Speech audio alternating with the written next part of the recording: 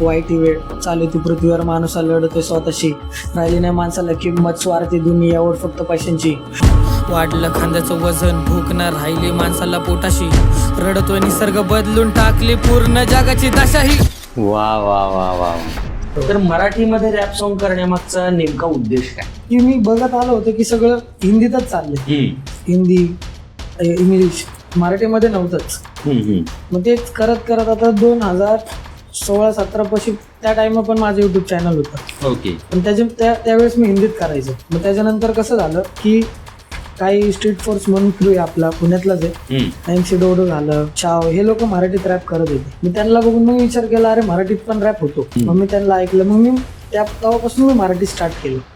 Urban monkey ही sponsorship आपल्याला मिळाली होती, त्याच्याबद्दलचा काय किस्सा आहे? म्हणजे हाच किस्सा आहे का अजून काही किस्सा घडला होता? नाही, किस्सा कसा आहे माहितीये का, मी पहिलेचं चॅनल मी डिलीट केलं, लॉकडाऊन पडलं, ब्रेक घेतली. एक मुलगा बोलला होता की तुला जमणार नाही, तुला जमणार नाही, सोडून टाक, याला लय अभ्यास लागतो. तर मी लॉकडाऊनच्या दरम्यान गॅप घेतला. मी थोडा त्याच्यावरती मग मी बघितलं, अभ्यास केला, नवीन फ्लोज कसे येतात, काय येतात. मग त्यानंतर मी 2021 परत नवीन चॅनल चालू केलं. मग त्या नवीन चॅनल वरती मग ते गाणं टाकलं. तर माझं पहिलं गाणं चांगलंच क्रेज झालं आणि ते त्यांच्यापर्यंत पोहोचलं. मग त्यांच्या स्वतःहून मला मेसेज आला की असं असं आमचं आहे, आम्ही तुला स्पॉन्सर करतो, ओके, काय असेल ते बघू. मग ते आलं. त्या टायमाला रॅपरच्या ह्याच्यात ती क्रेज होती की अर्बन मंकी गाण्यात आलं नाही, लय मोठी गोष्ट होती तिला. म्हणजे लोक माझ्याजवळ आले होते त्या टायमाला. मिथिलेश सर, मला आपल्याला विचारायला आवडेल की मी बऱ्याच वेळेला तुमची गाणी बघितली, म्हणजे आता मुकनायक आल्यानंतर मी बऱ्याच वेळेला तुमची ती गाणी जी आहेत युट्यूबवर पाहिली. तर त्यामध्ये मला असं दिसून आलं की एक विशिष्ट द्वेष, विशिष्ट राग तुमच्या प्रत्येक गाण्यामध्ये येतो. काही वेळेला शिव्या पण तुमच्या तोंडातून निघतायत त्या गाण्यांमध्ये. तर तो राग नेमका कोणाबद्दल आहे? तो समाजाबद्दलचा राग आहे, राजकारण्यांबद्दलचा राग आहे, प्रसारमाध्यमांवरचा राग आहे, का कोण्या एका विशिष्ट व्यक्तीबद्दलचा तो राग?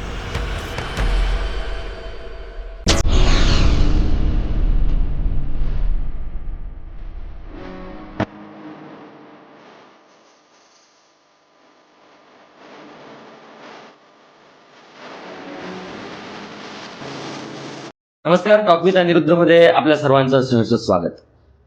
आता तुम्हाला प्रश्न पडला असेल ना की अनिरुद्धनं लुक का चेंज केलाय, बरोबर? त्याला कारणही तसंच आहे. परवा ज्या वेळेला मी युट्यूबमध्ये काही रॅप सॉन्ग सर्च करत होतो, त्यावेळेला एक सुंदर असं रॅप सॉन्ग माझ्या निदर्शनास आलं. त्या रॅप सॉन्गचं नाव म्हणजे मुकनायक. उत्सुकता लागली की ते रॅप सॉन्ग कुणी बनवलं असेल, कसं बनवलं असेल, त्याचा लेखक कोण आहे, गायक कोण आहे आणि संगीतकार कोण आहेत, याची एक उत्सुकता लागली होती. आणि म्हणून त्या उत्सुकतेच्या पोटी मी त्यांना कॉल केला आणि ते एवढं सुंदर कशा पद्धतीनं बनवलंय हे त्यांनी मला सांगितलं. आणि माझी इच्छा झाली की त्यांनी आपल्या पॉडकास्टमध्ये यावं आणि ही जे काही गोष्टी मला सांगितलेल्या आहेत त्या सगळ्या प्रेक्षकांना सांगाव्यात. एक सुंदर रॅप सॉन्ग बनवलेलं आहे त्यांनी आणि त्याच्याच निमित्तानं आपण आज त्यांना इथं बोलवलेलं आहे. तर जास्त वेळ न घेता आपण स्वागत करूयात आजचे आपले गेस्ट माननीय मिथिलेश सर यांचं. आता मिथिलेश सरांना MC मित्तल अशा नावाने संबोधतात. बऱ्याच लोकांना मिथिलेश हे नावच माहिती नाहीये.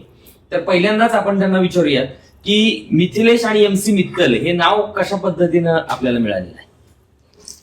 तर किस्सा असा आहे की कॉलेजच्या टाइमाचा आहे, जे मी पहिल्यापासूनच रॅप करत आलोय किंवा हिपहॉप करतोय. तर पहिलं नाव होतं माझं MQ, म्हणजे माझं नाव मिथिलेश मनोहर मेंढे, असं MMM येतं. ओके. MQ नाव होतं. तर कॉलेजला असताना मित्र मला चिडवायचे, ते मुळशी पॅटर्न पिक्चर मध्ये मित्तल मित्तल माझा माणूस आहे असं, मिथिलेशचं मित्तल. मग तसं मी त्याला स्टेज नेम करून टाकलं. ओके. तर आपण स्वागत करूयात MC मित्तल सर यांचं. आणि मुकनायक जे मला भावलेलं रॅप सॉन्ग आहे, तर त्याच्यात संगीतकार पण आपल्या बरोबर आहेत. तर आपण स्वागत करूयात माननीय श्रीयुत एनिमी सर यांचं. तर आपलंही नाव सर इंटरेस्टिंग आहे, एनिमी. तर हे नाव कशा पद्धतीने आपल्याला मिळालेलं आहे? ऍक्च्युली म्हणजे आधी फार माझं नाव प्रथमेश आहे. तर एनिमी हे नाव ठेवायचं मागं एक कारण असं आहे की एनिमी हे जे गोष्ट आहे आपण दुश्मन बोलतो, राईट? पण लोकांसोबत जर दुश्मनी गेली तर ते काय फायदा नाही. तर स्वतःच दुश्मन केलं तर अजून काही ना काही क्रिएटिव्ह, अजून काय माइंडसेट हिशोबाने मी नाव एनिमी ठेवलं. सुंदर सुंदर. या गोष्टी मागचा एक सुंदर थॉट सरांनी आपल्याला सांगितलेला आहे. आपण मिथिलेश सरांना विचारूयात की आपलं बालपण कसं होतं. आपण मुकनायक या सॉंगकडे येणारच आहोत, पण त्याच्या आधी मला विचारायला आवडेल की आपलं बालपण कसं होतं, कुठं गेलंय. तर मी राहिला विश्रांतवाडीत भीमनगर, बर. एकदम स्लम एरिया आहे, आपले झोपडपट्टी टाईप. तर बालपण सगळं तिथंच गेलंय. लहानपणापासनं त्याच गोष्टी बघणं, स्कूल बिल तर कॉलेज बिल सगळं तिकडंच एरियामध्ये. सगळ्या गोष्टी गुन्हेगारी असेल, चोरेमारे असेल, ह्याच गोष्टी बघत वर आलो. माझे मित्र पण काय आहेत जे गेलेत, वारलेत. आठकड होते, मोजकीच लोक होते, जास्त नव्हते. तर लहान वयात आमच्या एरियातले म्हणजे काय क्रू होते, FNF क्रू झालं, AB क्रू झालं. तर ह्या क्रू मध्ये पहिला आम्ही डान्स बिन्स करायचो. माझा एक लहानपणीचा मित्र आहे, कल्की नाव आहे, सध्या त्याचं स्टेज नेम कल्की आहे, तसं सोन्या म्हणतो आम्ही त्याला. ओके. तर आम्ही दोघांनी लहानपणी असल्यापासून डान्स आम्ही स्टार्ट केला. तर आमच्या इथं वाळूचे ढिगार असायचे, मग त्याच्यावरती आम्ही डान्स बिन्स करणं. मग तसं करत करत डान्समध्ये 2012-13ची गोष्ट आहे. तेव्हापासून डान्समध्ये. मग 2015 मध्ये माझा पाय फ्रॅक्चर झाला ऍक्सिडेंट मध्ये. मग 15 पासून रॅपिंग स्टार्ट केली. तर असे चालू अशी जर्नी. ओके. मग तुम्हाला ही रॅप जे सॉन्ग करतायत तुम्ही, तर ही आवड लहानपणापासूनच होती का ती नंतर जोपासत गेलात तुम्ही? लहानपणापासूनच. ओके. गाण्याची आवड म्हणा, डान्सची लहानपणापासून टीव्हीत बघायचो. ते बघत बघत मग आमच्या इथले मोठे पोर आहेत ते ऐकायचे, किंवा त्यांनी असं डान्स बिन्स करताना ब्रेकिंग करतात त्यावेळेस बीट चालायचे, आम्ही ऐकायचो. हनी सिंगचा तर मोठा फॅन. ओके. लहानपणापासून हनी सिंग ऐकायचो. हनी सिंग. हा. ओके. ते ऐकत ऐकत मग तिथनं निर्माण होत गेलं. ओके. म्हणजे ही जी प्रेरणा आहे ती तुम्हाला यो हनी सिंग यांच्याकडूनच मिळालेली आहे. हा, पहिली. ओके. पण आता मी तुमचे रॅप सॉन्ग पाहत असतो सर, म्हणजे आता मी मुकनायक बघितल्यामुळे मी फार इन्स्पायर झालो ऍक्च्युली. पण हे सगळे जे रॅप सॉन्ग तुम्ही केलेले आहेत ते मराठीमध्ये केलेले आहेत. बरोबर. तर मराठीमध्ये रॅप सॉन्ग करण्यामागचा नेमका उद्देश काय? की मी बघत आलो होतो की सगळं हिंदीतच चाललंय. हिंदी, इंग्लिश, मराठीमध्ये नव्हतंच.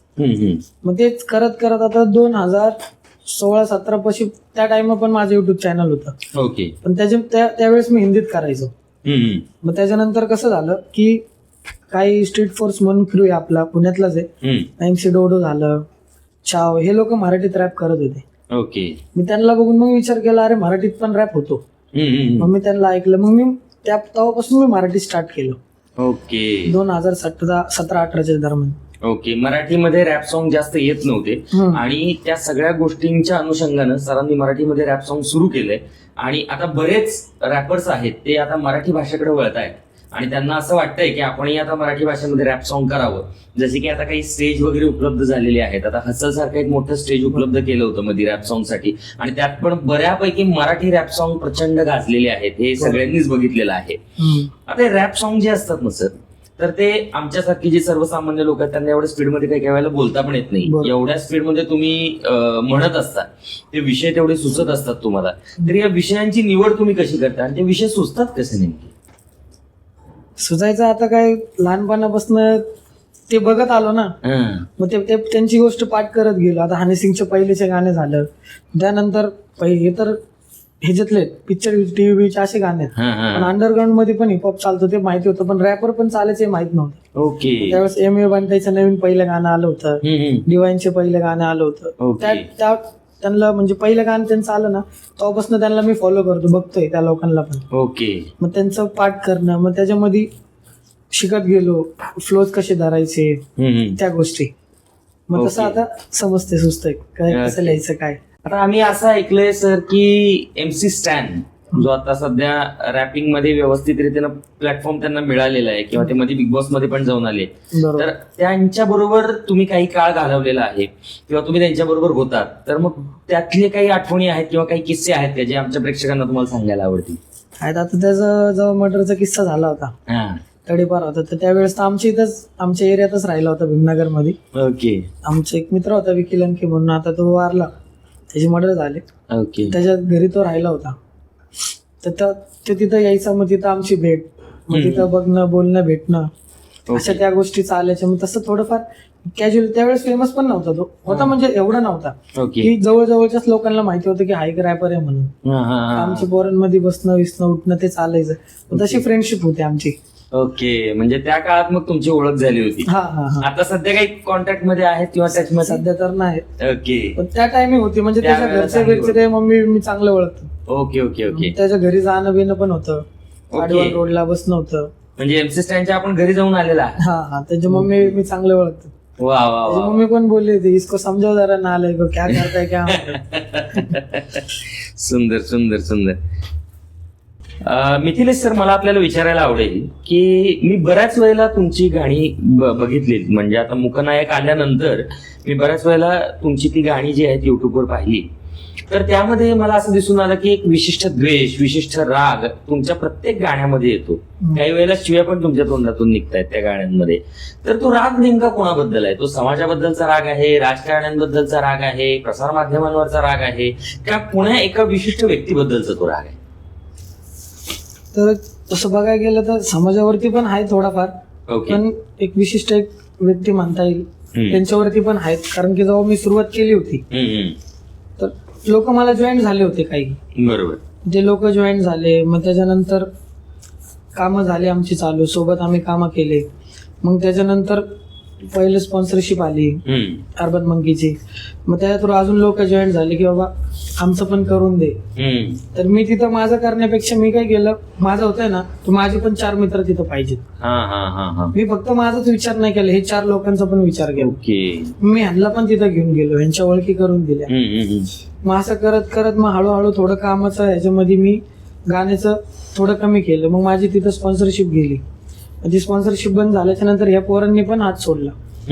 पण आता जेव्हा त्यांचा डाऊनफॉल होता मी यांना हात दिला होता. बरोबर. आता यांच्या लेवल पर्यंत हे पोहोचले, दुसऱ्याचा हात धरूनच गेले. असं नाही की स्वतःहून गेलेत, दुसऱ्यांचा हात धरूनच गेले. पण ह्या त्या लेवलला गेले, माझा डाऊनफॉल चालू झाला. तेव्हा मी डाऊनफॉल गाणं काढलं होतं. मग हे त्या लेवलला गेल्यानंतर मी ह्यांना कॉन्टॅक्ट करायचा प्रयत्न केला की मग मी फोन केला एक दिवशी असंच भेटायला, नाही का की ब्रो भेटायचंय, पण तू मोकार आहे का तुझ्यासाठी, मला भेटायला पैसे पे करतात लोक. अरे बापरे. तिथपर्यंत झाल्या त्या गोष्टी. आणि त्या मुलाला पण मी घेऊन गेलो होतो तिथं, ती गोष्ट झाली. एक मुलगा आहे पण आता फेमस रॅपर आहे, त्याला पण मी माझं स्पॉटीफायचं अकाउंट खोलण्यासाठी बोललो होतो, त्यांनी पण 2 महिने पळवले.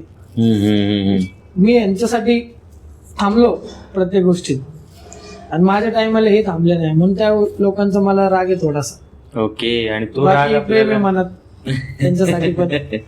चांगले चाललेत, असं हेट नाहीये, चांगले चाललेत की फक्त वाईट या गोष्टीचं आहे की आपल्या म्हणून चाललो होतं यांना, तिथं चुकलो मी. ओके. एवढाच फरक बस.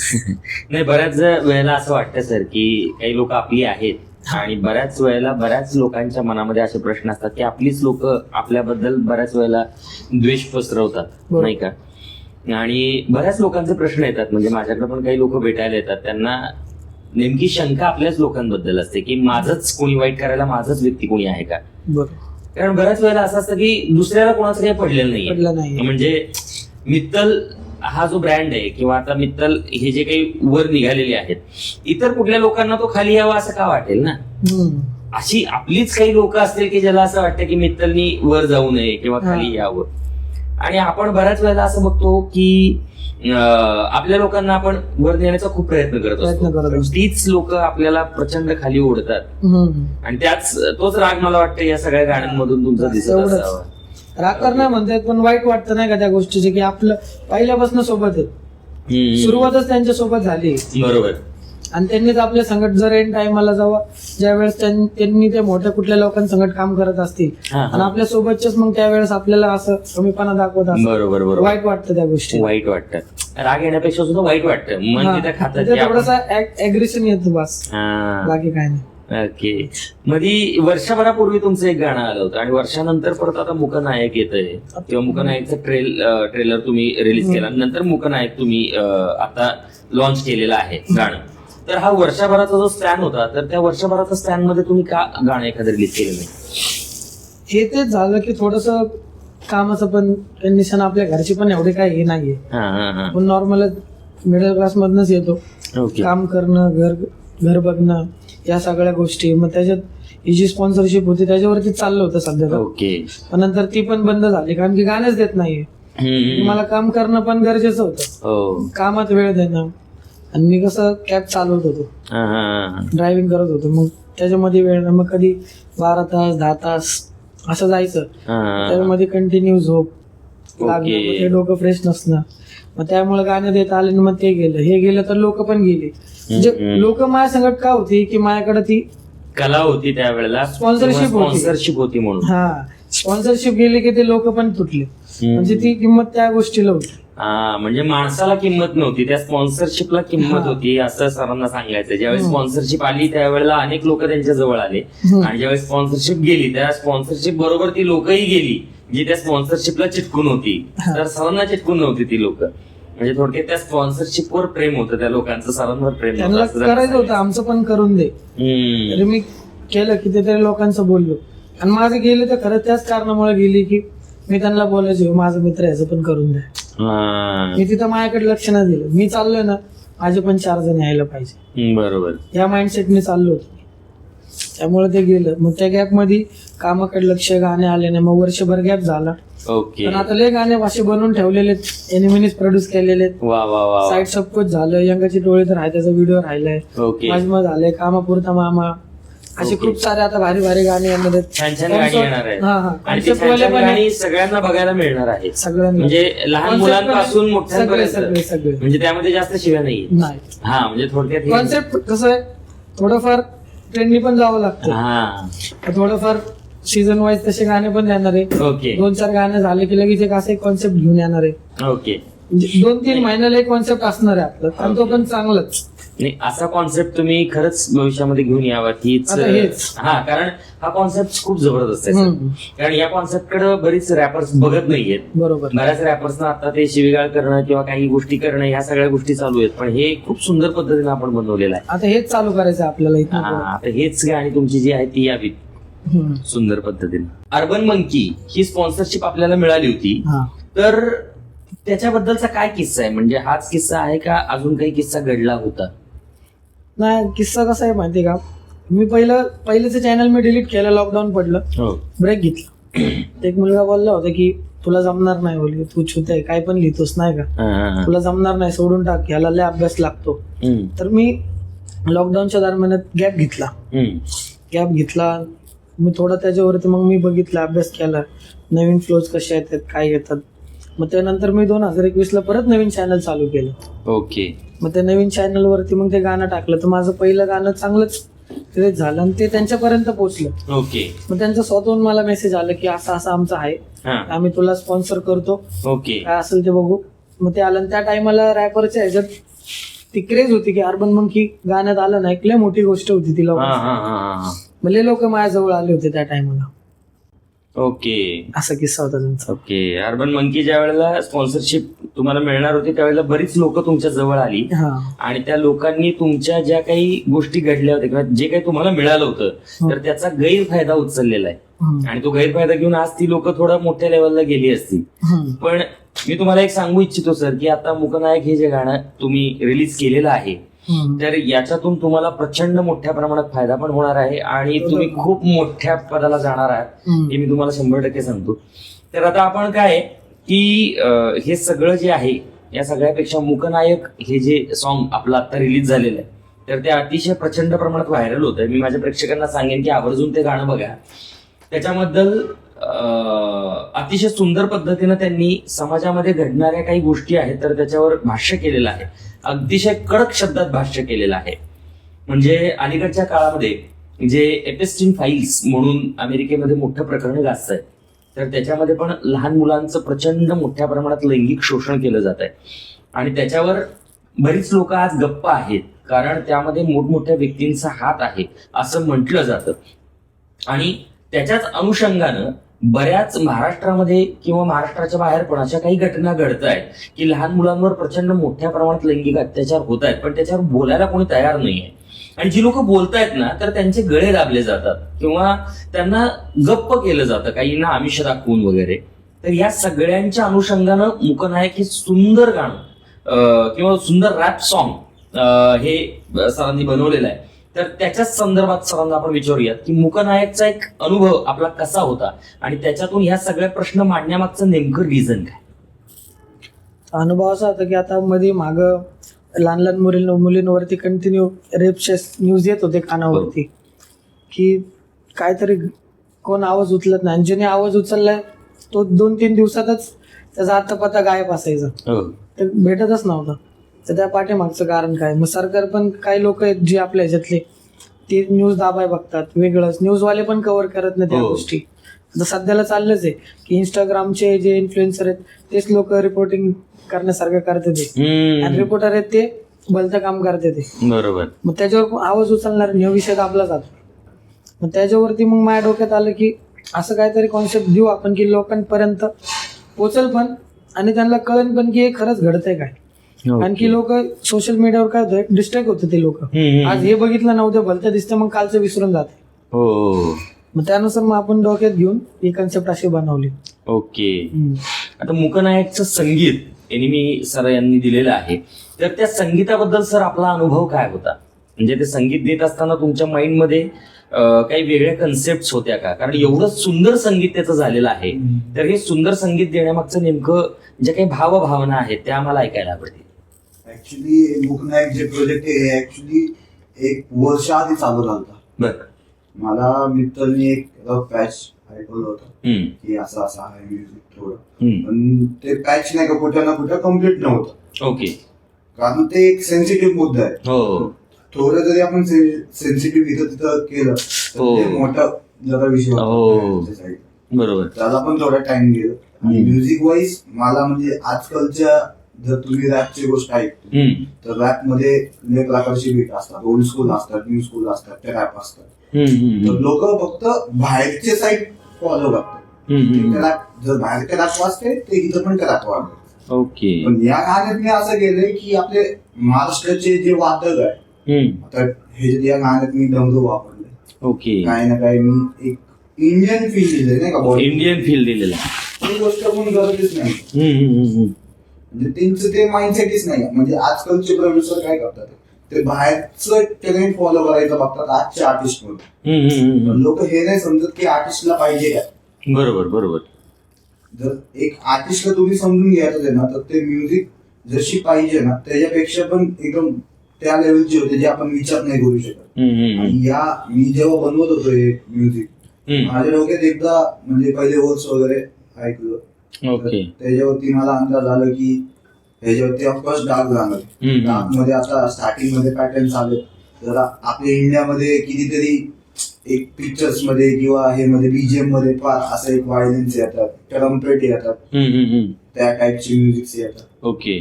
ते टाईपची म्युझिक मी ह्याच्यात मिक्स केलेली आहे. ओके. मिक्स केली. आणि एक एथनिक एपिक ड्रम्स करून असतात जे आपण बहुबली वगैरे मध्ये त्याच्यात जे ढोल वाजतात हे वाजतात ते एक पार्ट मी करायला गेला. आणि एक दुसरा पार्ट जे म्हणजे जे रॅपच्या ट्रेंड नाही जायला पाहिजे त्यासाठी एक दुसरा पार्ट मी तयार केला. ते म्हणजे प्रॉपर हिपहॉप. ओके. त्याला बोलतात म्हणजे न्यू स्कूल हिपहॉप. ओके. वेगवेगळ्या प्रकारचे हे असतात. बरोबर नाही का. ह्याच्यात एक मी असं केलं म्हणजे जे एक पार्ट आहे त्याला मी एक पार्टला फार डिफरंट केलं न्यू स्कूल हिपहॉप, आणि एक पार्टला मी केलंय ओल्ड स्कूल हिपहॉप पण मराठी वापरत. ओके. म्हणजे ट्रेंड बाहेरच वापरलंय. जे वादक जे मी त्याच्यात टाकले महाराष्ट्राचे आपण मराठी रिप्रेझेंट महाराष्ट्राचे वादक टाकले पाहिजे. नाही, अतिशय सुंदर. आणि त्याच्यामुळे ते ऐकायला फार छान वाटतंय. म्हणजे तुम्हाला कानाला एवढं गोड वाटतंय ते की तुम्ही ज्या वेळेला ते ऐकताय त्यावेळेला तुम्हाला अक्षरशः मी सांगतो, मी पहिल्यांदा ज्यावेळेला ते ऐकायला लागलो त्यावेळेला अक्षरशः डोळ्यातनं पाणी आलं माझ्या. म्हणजे एवढा सेन्सिटिव्ह विषय एवढ्या सुंदर पद्धतीने तुम्ही हाताळलेला आहे आणि अतिशय सुंदर झालेलं आहे. म्हणजे खरंच आजची जी समाज माध्यमं आहेत किंवा आजची जे काही राजकारणी आहेत त्याच्यामध्ये एवढं गलिच्छ राजकारण सुरू आहे. आणि या सगळ्या गोष्टी सुरू असताना असा एखादा गाणं किंवा असा एखादा मुद्दा आपल्यासारख्यांनी उचलून घ्यावा हे तुम्हाला जे वाटलेलं आहे हे खरंच अभिमानास्पद आहे असं मला वाटतं. आता मूकनायकच्याच निमित्तानं मी विचारतो की आजपर्यंत तुम्ही जे संगीताचा तुमचा प्रवास आहे तो कसा राहिलेला आहे? म्हणजे कोणकोणत्या ह्यांना संगीत आपण केलेलं आहे आजपर्यंत? मी या प्रोड्युसिंगच्या म्हणजे 7-8 वर्ष झाले. ओके. काम करतो. बरं. तर आता मी म्हणजे भरपूर मी मोस्टली रॅप सॉंगच केलं. ओके. तर लेटेस्ट मध्ये आता मी एक गाणं गेलं म्हणजे माझा मित्र पण आहे तो आणि म्हणजे आर्टिस्ट पण आहे तो. नाव आहे MC ब्लॅक. ओके रिसेंट गाणं केलं मी मॉडेल. ओके गाणं पास झालं 6.5 मिलियन. ओके 6.5 मिलियन व्ह्यूज आहेत. हो. वाव. आणि स्टील ग्रोईंग आहे आता. Steel growing. हा, तर ह्याच्यानंतर मित्तर आणि माझी भेट पण म्हणजे एक माझा फ्रेंडच आहे. LG आहे, त्याच्या थ्रू माझी त्याची ओळख झाली होती. ओके. तर ते वर झाल्यापासून आम्ही दोघे जे करायला लागले ते नुसतं वर वर वर वर चाललं. ओके. नाही, आत्ताचं जे सुंदर गाणं आलेलं आहे आपलं मुकनायक जे आहे ते सॉन्ग अतिशय सुंदर जाणार आहे, व्हायरल होणार आहे. हो. कारण त्यामध्ये तुम्ही ज्या काही गोष्टी वापरलेल्या आहेत ना त्या प्रचंड सुंदर आहेत. हम्म. ते पाहतानाच आणि ऐकताना एवढं सुंदर वाटतंय ते कानाला पण, त्यामुळे ते खूप सुंदर जाणार आहे सर. मिथिलेश सर, मला आपल्याला विचारायला आवडेल की एक फेमस रॅपर आणि अंडरग्राऊंड रॅपर यामध्ये काय फरक आहे नेमका? आता मुद्दा असा आहे की ज्या वेळेस गली बॉय पिक्चर आलाय हा. तेव्हापासून रॅपचं वाढले कल्चर झालं Yes. scene मध्ये, बरोबर. हम्म.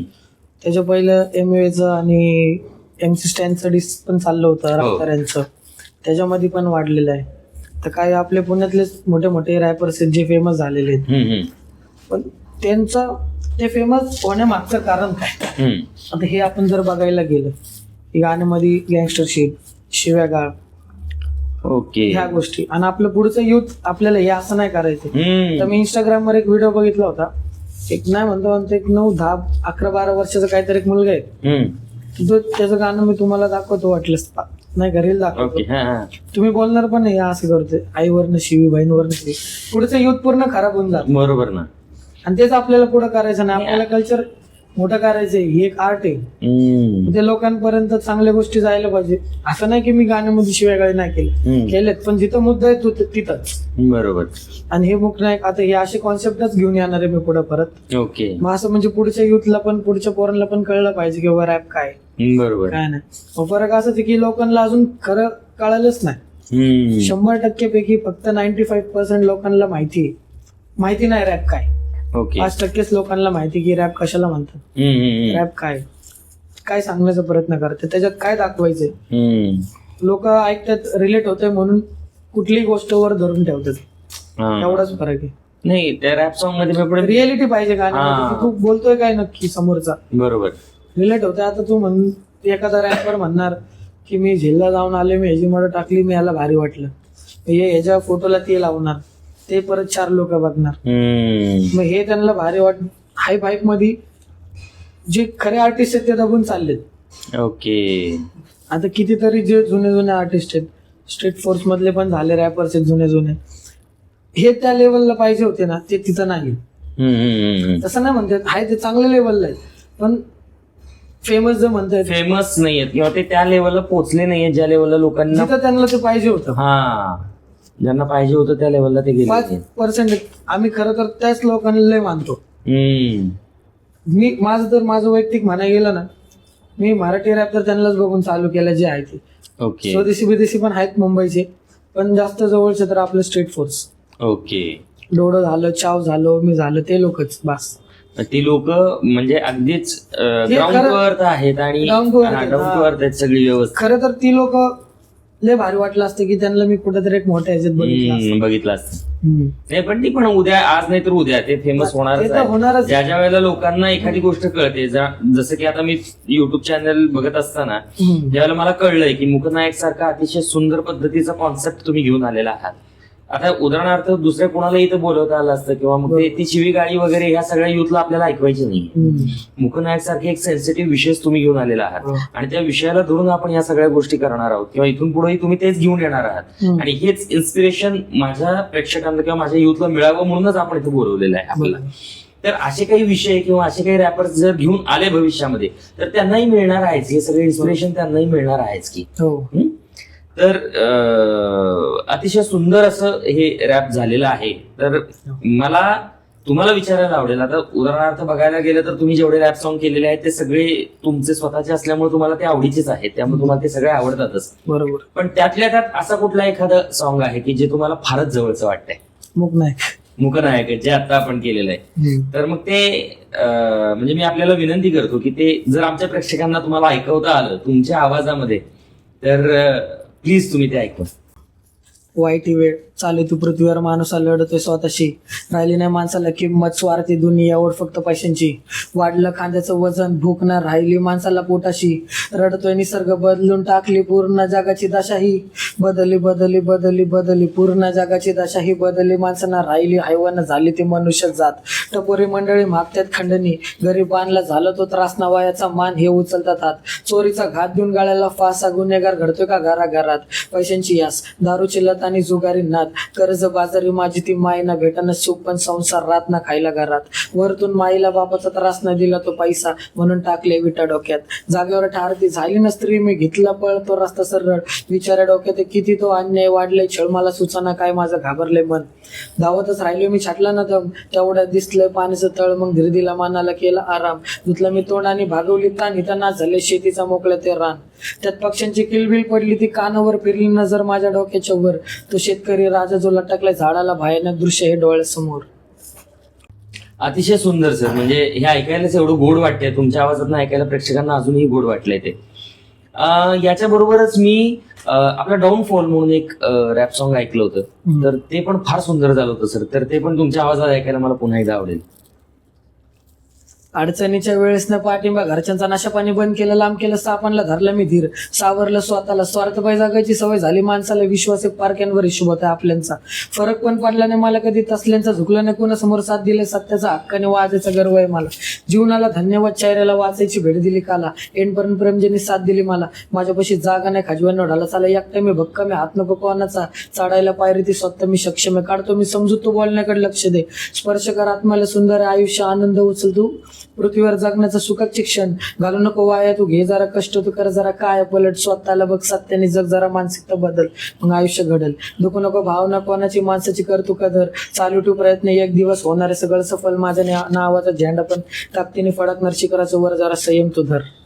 वा वा वा वा वा, सुंदर, हे ऐकायला एवढं सुंदर वाटतंय सर, आणि अतिशय सुंदर पद्धतीने आपला प्रवास आहे.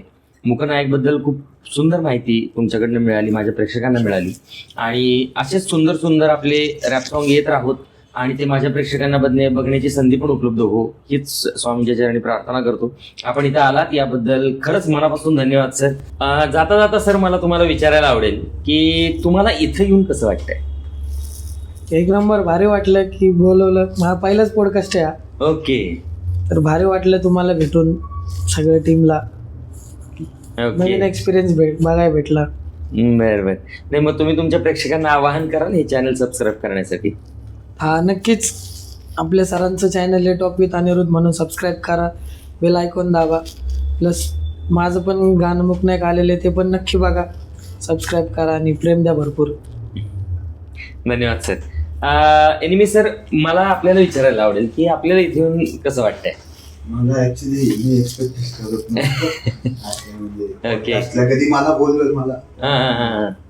मला तर खूप छान वाटलं, म्हणजे Okay. काहीतरी म्हणजे बोलायला मला कुठेतरी एक पॉइंट भेटला. येस येस येस ऍटलीस्ट की 4 लोकांना माहित पडेल की ऍटलीस्ट काय चालू आहे काय नाही. येस येस येस येस, ते एक मला फार छान वाटलं ऍक्च्युली. वा, धन्यवाद सर, धन्यवाद. मी प्रेक्षकांना विनंती करतो की सरांचं जे आता नवीन गाणं रिलीज झालेलं आहे मूकनायक, अतिशय सुंदर पद्धतीनं आहे. त्यामध्ये बरेचसेच मुद्दे असे मांडलेले आहेत की जे प्रचंड सेन्सिटिव्ह आहेत, की ज्याच्यावर कोणी बोलायला आजकाल दजवत नाही. तर त्या सगळ्या मुद्द्यांवर सरांनी प्रश्न निर्माण केलेले आहेत. संगीत खूप सुंदर दिलेलं आहे, मला वैयक्तिक ते फार छान आवडलेलं आहे. तर प्रत्येक प्रेक्षकांना मी विनंती करतो की आपण ते गाणं बघावं म्हणून. सर, आपण आलात त्याबद्दल खरंच मनापासून आपले आभार आणि धन्यवाद.